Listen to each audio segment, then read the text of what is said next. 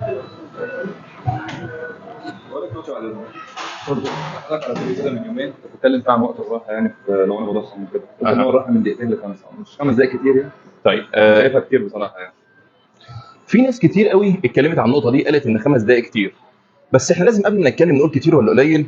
انت ممكن تكون انت اتعودت على كده، جسمك اتعود على كده، بتريح 30 ثانيه، اقل من دقيقه، انت اتعودت على كده. بس في حاجه اسمها مسارات الطاقه. مسارات الطاقه، ولكل مسار طاقه، نظام طاقه معين بنمشي فيه، وبيتجدد على حسب المجهود اللي احنا بنبذله. طيب مسارات الطاقه دول كام مسار؟ هم 3 مسارات. اول واحد فيهم العادي اللي احنا بنستخدمه على مدار يومنا، حاجه اسمها اوكسيديف. اوكسيديف دوت اللي انت وانت قاعد، وانت ماشي، وانت بتجري جري بسيط، اي مجهود، وانت بتشتغل، بتناول حد حاجه، قاعد على مكتب بتعمل حاجه، كل دي حاجه اسمها اوكسيديف. فده بيمتد مسار الطاقه ده لوقت طويل، نظرا لان المجهود بتاعه بسيط، الحمل بتاعه بسيط، فيفضل يمدك بطاقه لفتره طويله. مسار الطاقه الثاني ده مسار الطاقه الثاني اللي احنا بنستخدمه في الجيم. الجيم لما بنيجي نشيل هنا ثقل، ريح بقى، تعال نتمشى مع بعض.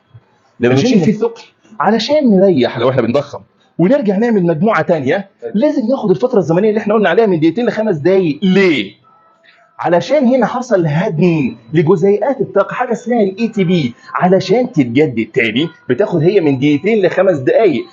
مرحله تجديد الطاقه دي او مرحله الطاقه دي بتبقى فيها مرحلتين: مرحله انحلال او تكسير، ومرحله تجديد. التجديد اللي انا عايزه عشان تمدني تاني بالطاقه، وبيحصل الكلام ده في قد ايه في الدوره دي اللي بتحصل؟ حوالي من دقيقتين ل5 دقائق. هي دي مرحله التجديد اللي احنا عايزينها عشان اقدر ابذل مجهود تاني واشتغل بحمل تدريبي اللي انا كنت بشتغل فيه في تمرين الجيم.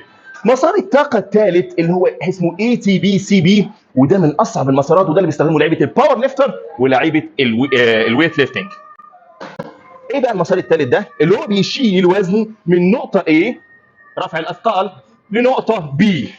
علشان يعمل المجهود ده بيبقى الحمل كبير جدا، وزن تقيل جدا، عشان يطلع بيه عده واحده يقف بيها من 3 ثواني ل5 ثواني وينزل بالوزن. علشان يقدر يعمل العده دي تاني لازم يريح من 5 دقائق ل8 دقائق وممكن 10 دقائق كمان. طول كل ده علشان يجدد عنده الطاقه تاني ويقدر ان هو يعمل الحمل ده، فلازم ياخد الفتره الزمنيه الكبيره دي علشان يقدر يعمل مجموعه تاني. فما فيش حاجه اسمها الوقت كبير من دقيقتين ل5. احنا بنعمل المناسب لينا في مسار الطاقه او في الشغل اللي احنا شغالين فيه، في حاله التجديد، حاله ان انا اقدر اتمرن. والكلام ده كلام مش كلامي انا، ده كلام طاقه، انواع الطاقه، الميتوكوندريا اللي احنا بنشتغل فيها، اللي هي بيوت انتاج الطاقه، كل الكلام ده. ايه تاني ممكن نقوله؟ فهمت يا رجل؟ تحياتي. ايه في اليد؟